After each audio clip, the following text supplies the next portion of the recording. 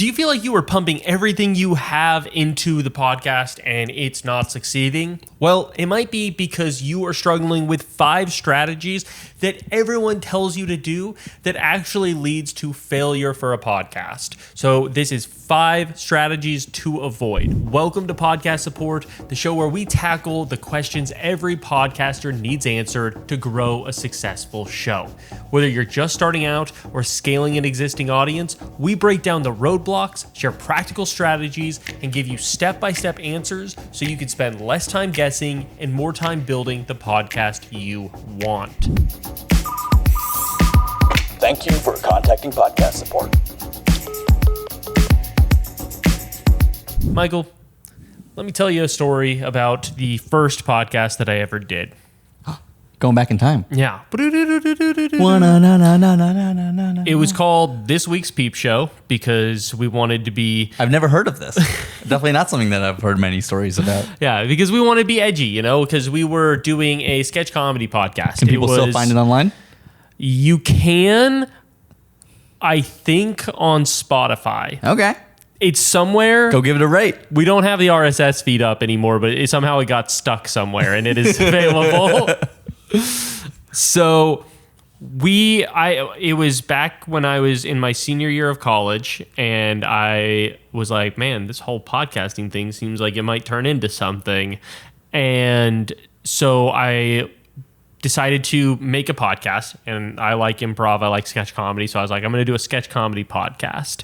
And this thing, we had about 10 writers on it. We had... That's too many writers. 15 actors on it normally every episode. And it was... It's a lot of cooks in the kitchen. And then we had 3 directors, basically, because we had 2 main directors and then the person who was more the voice actor expert, Carson, who would also do a lot of the voice acting notes and direction.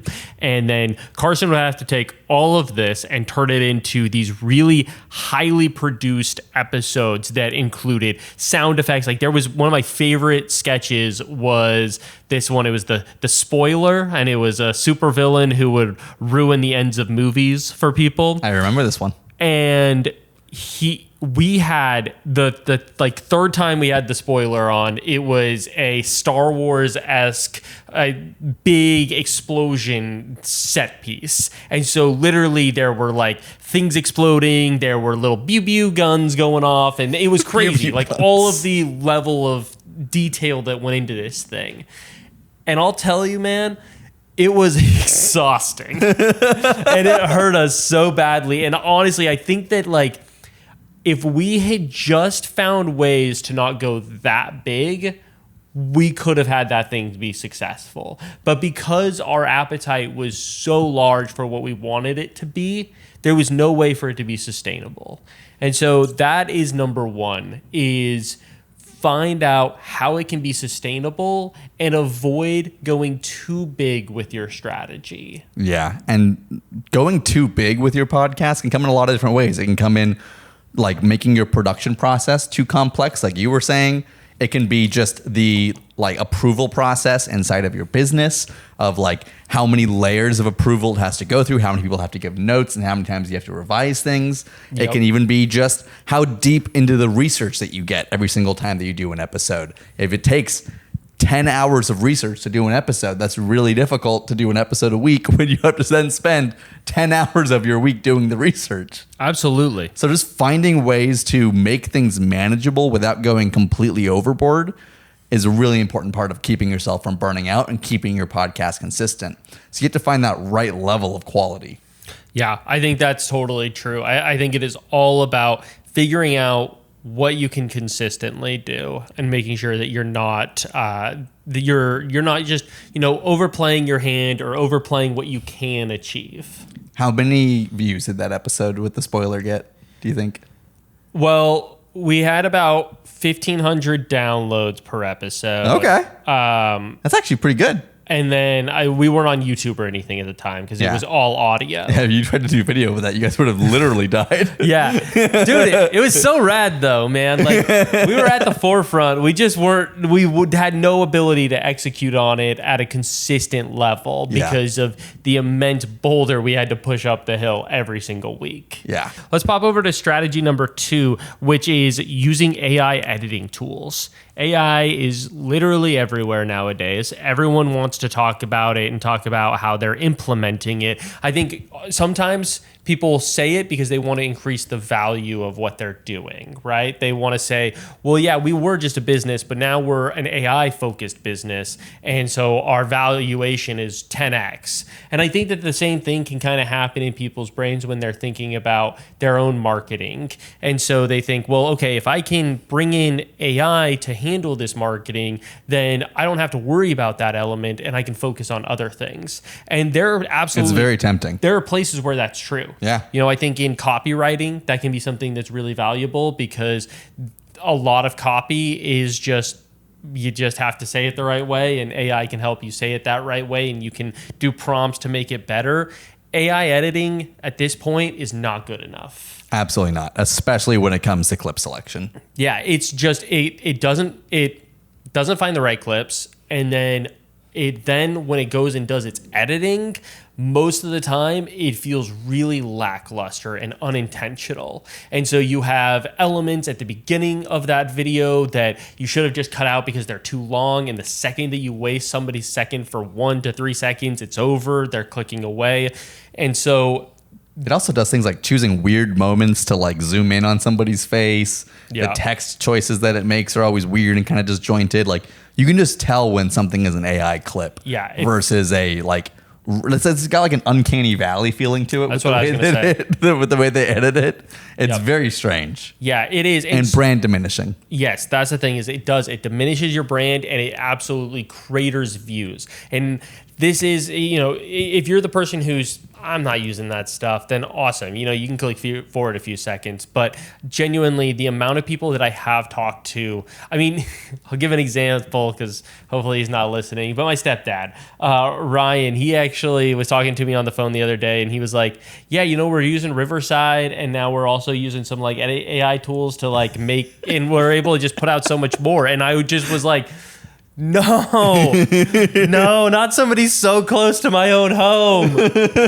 Don't do it. And wonder how many views those clips are getting. Because I'll give another example, and this one I will not say who it is because, you know, that would be a dick move if they're not in my family. I can't call them out, you know? Yeah.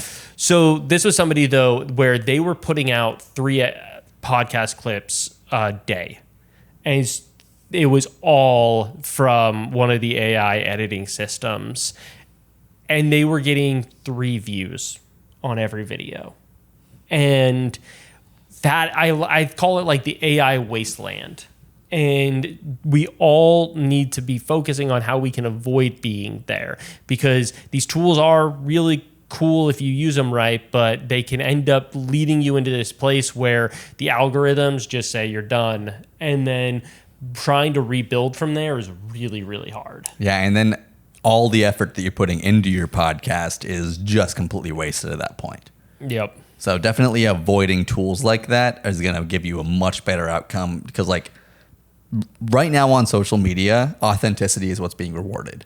Yeah. And there is nothing more inauthentic than using AI. So what are some tools then that you might recommend people use that are AI driven? So there are some tools that are actually really helpful. Tools like Autopod AI is a tool that is a plugin for your editing software that if you're doing a multi-camera podcast, it will go through your entire podcast and switch between the cameras depending upon who is talking. And that doesn't edit your podcast. It just does the grunt work of going through and making sure that the person talking is on camera. And then that way, when you go through to edit your podcast, all you have to do is make the creative choices. You don't have to do the logistical work of first cutting between everybody. So it saves you time. And then another tool that's really useful is just ChatGPT for doing things like figuring out where to put chapter markers in your podcast and like tightening up your summaries and things like that for your show notes. So 2 very useful things that AI can actually help speed up in the process for with your podcast. Yeah, those are definitely good to keep in mind. The other ones that I would say is if you want to speed up your workflow as far as writing captions or things like that, just plugging those into ChatGPT. Like what I would say is write them if you got the time because it'll help you and you'll feel more connected to your audience. But what they're decent at is cleaning up what you've written, especially if you can kind of go in there and prompt engineer. And so if you can do that, that will help you just speed up those workflows. And that's where I think AI is most helpful, is just speeding things up rather than replacing altogether. I totally agree with that. Because if you just go in there and just say, write me these captions, you're going to get something that's okay. If you go in there and you say, hey, here's my caption, make it better, I think that it makes a huge difference to have a starting place where you have a vision for what you want from the caption, and you just need AI to just push you over the edge. Yep, 100%. All right, well, let's switch topics to our third one, which is having guests pay you to be on your show. There's no quicker way to kill a podcast. Yeah. I try to bring in, real case studies. And so there was this podcast where I was talking to this woman, and her podcast, it was just, it was just sort of a wasteland of views. And she had been doing it for a long time. And she had a lot of people. And the people were basically paying her like $75 to $200 to be on the show. And I can't possibly understand why those guests were paying to be on this. So like, there was something strange about that too, but it was basically like the only advice I could have for her was stop taking money. I understand that we do this to have it be a business, but you have to think long-term about these strategies. And it is not a good strategy because it's not a good growth strategy to take money as sponsorships to bring a guest on, because when you bring that guest on, they no longer have the same goal as you. When you have a guest on your show, both of you should be aligned in keeping people watching for as long as possible. And that means telling good stories. It means having interesting anecdotes. It means all of that type of stuff. And when you instead put money in and somebody is sponsoring the podcast, they no longer have the same goal. Their goal is, I need to sell this. I need people to be as interested in my product as possible. So they're going to talk about their product more than they should. They're going to want you to talk positively in a way that you shouldn't. And that leads to just a whole mess of things that the audience is going to leave you for. Yeah, nobody wants to just watch an hour-long ad. I guess there were infomercials back in the day, but no one wants to watch your hour-long ad, especially when you have when I find that podcasts that charge their guests to come on tend to have just a really weird hodgepodge of guests too. Yep. Like they don't have like a really specific niche that they're going after and a really specific target audience. So no one knows why they should watch. When they do watch, they feel like they're being sold to. And like you said, you're just not on the same page with your guests, and like you're not there to deliver value to your audience. You're there to deliver value to the guest who came on your show. Yep. It totally breaks down trust. Yeah. And most of the time you can't come back from that. I'd say start your podcast over and do it differently next time, because that's a flub. That's a whoopsie. Yeah, it's a big and it's something that it's like it'll happen. If your podcast starts to get some growth and momentum, people will reach out and they'll want to get their guests on. And a lot of the time it's these guest booking agencies that, they make money from getting their guests on shows. And an easy way to do that is that they charge their guest a certain amount, and then they keep part of what they're charging to then go and pay to get their guests onto these podcasts. And so it's, for those companies, it's less important that they're matching their guests with the right podcast than that they just get their guests on podcasts. And so all of that is like this strange kind of ecosystem that exists. That's a terrible vicious cycle. Yeah, it is. Yeah, it is. It's I hate every part of that. And so you want to make sure that you're avoiding that cycle by not playing those games. So number 4 is the strategy of trying to be either too conversational or too rigid in your performance as a podcast host. And it's a tough balance to strike. It's a really tough balance to strike. And I think people sort of swing wildly trying to figure out where they fit in it. But I think one of the dangers is when we think about top podcasts today, a lot of them are conversational podcasts that go on for a long time. You have Joe Rogan, you have Theo Vaughn. Oh, Theo Vaughn. You have the All In podcast. Yeah. Like you have these big podcasts where it's people sitting around for hours talking. Yep. Those are 3 podcasts out of millions of podcasts that exist. And I think that that's where we have to keep is that those might be aspirational goals, is that people want to listen to you for as long as they want to listen to Joe Rogan or Theo Vaughn or any of them.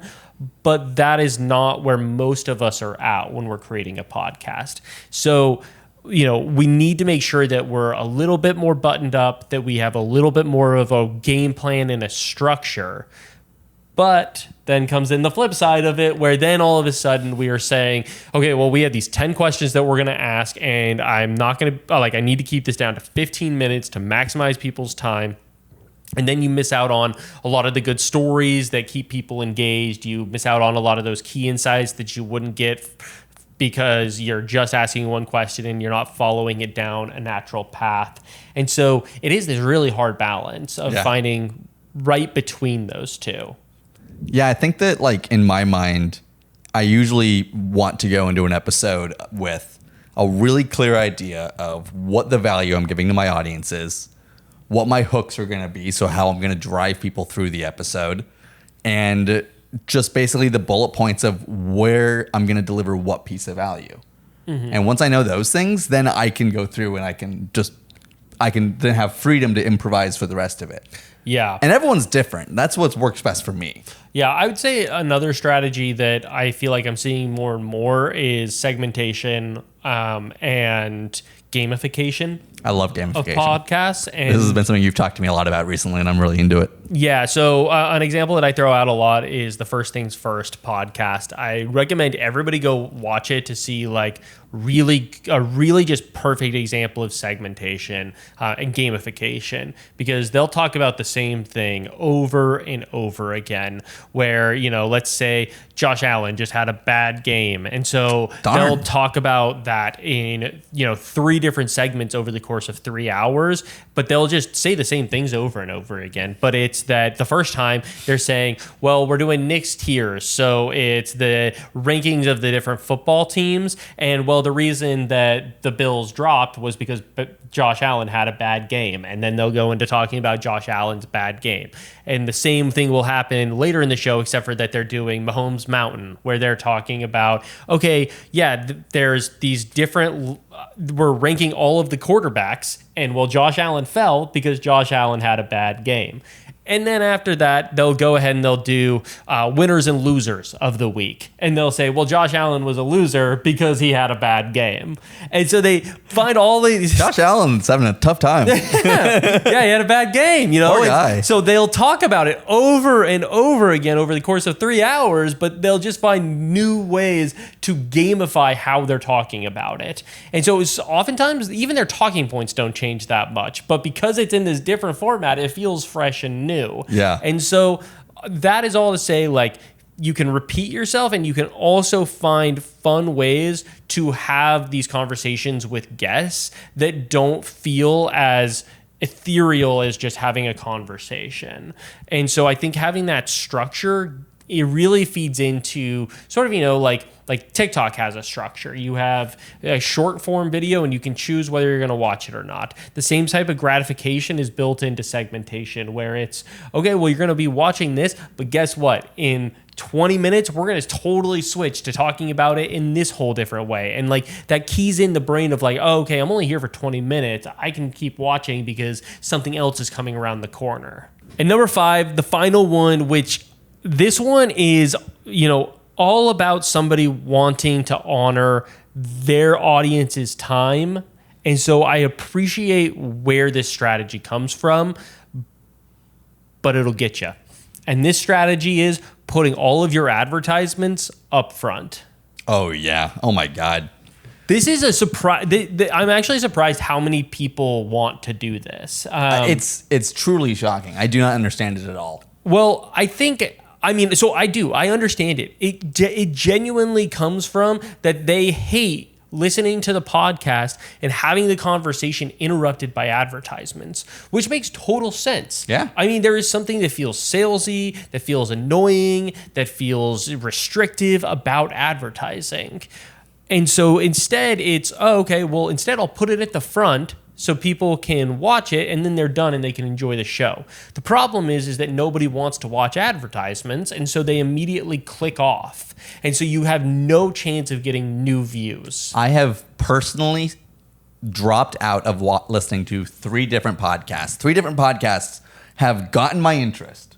I have gone to go check them out because someone told me I should listen to it, or I saw their clips on social media, and I went to their podcast, clicked on an episode because I was intrigued by the title, and it started off with ads, and I clicked skip 10 seconds forward, and it was still ads. I clicked skip 10 seconds forward, still ads, and then I clicked off of the podcast, and I never went back to it. Yeah, especially if you were in a growth phase for your podcast, this is something that you need to avoid, because longtime listeners, they'll adjust to things. Like, I'll give you an example. The Ringer podcast network, they have their NFL show, and it's, what they used to do was that it was a show. They did 2 shows a week. And now this year they're doing 1 show every single day, but they're 30 minutes rather than the 2-hour shows that they used to do. Mm-hmm. I hate this. And yet I still listen. I get annoyed. I don't think that the conversations are as good. I don't think that they're as interesting, but I still go and I still watch pretty much every single day.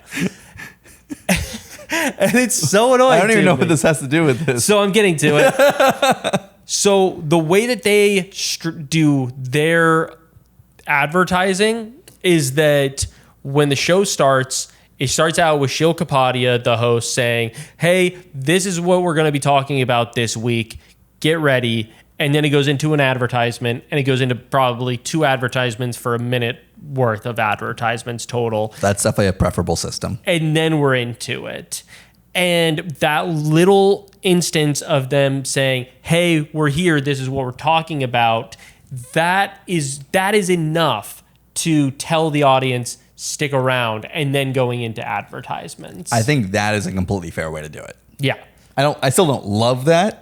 Yeah. But I think it's fair. Yeah, like I just brought up the other part because I feel like people should know that there is a way to do it. that they're ruining the show, and that they need to go back to how I like it. Ringer, listen up.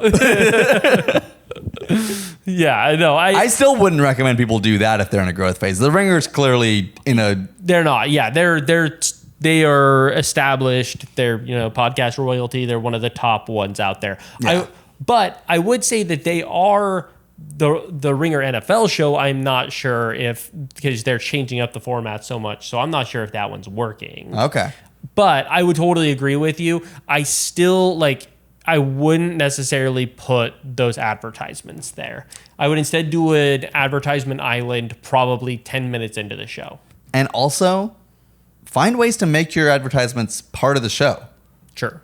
Do your best to make it so that when it goes over to your advertisement, they actually want to listen. Yeah. I think that really good examples of this is my brother and me. They do a fantastic job with their ads. They are hilarious. They're fun to listen to. Mm-hmm. And when they get to that section, you don't want to skip ahead. You actually just want to listen because you're going to laugh. And then also, I actually just learned this recently. Apparently, it's just a running gag for Caleb Heron in his show, So True, that his whole thing is just, I'm going to get that money. And so he just takes any ad, supposedly takes any ad, and then just reads them in the most boring way possible. Because the joke is just that he's just shilling. That's very funny. And he made it into his own thing. And that's a much more entertaining way to go about it. Yeah, 100%. And also really that really puts in people's heads too that they are supporting him if they listen to it and they actually go to that link. Yeah, I think that is one of the things, is making it clear why you're choosing the advertiser that you're choosing and how it impacts you.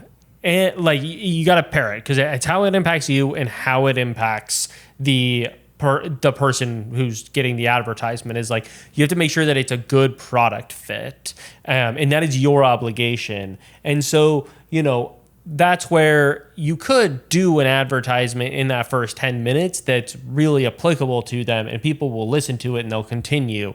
If instead you do an advertisement that isn't, applicable to them, then that really goes like, because there's a thing in marketing where an advertisement that is not meant for you makes somebody angry. It just sends a red flag in their brain. I'm sure you've experienced it where you're watching something and suddenly an advertisement that's totally not for you comes up and you're like, why the frick am I listening to this? Like, get me out of here. And so we want to avoid that. We want to make sure that there's correlation between the audience and the advertisement. Yeah. Bad ads are not good for your retention time. It's not good for your relationship with your advertisers.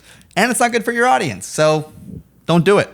So those are 5 strategies you want to avoid. If you want tips and tricks and strategies on things that you should be doing as a podcaster, make sure that you subscribe. We're putting out stuff every week. It's really cool. I think what we're putting out here, there's a lot of valuable information. And so make sure that you subscribe and also comment down below if you've fallen prey to some of these strategies or other strategies that you think people should be watching out for. Don't use AI for your clips. Don't drop it. Thank you for contacting podcast support.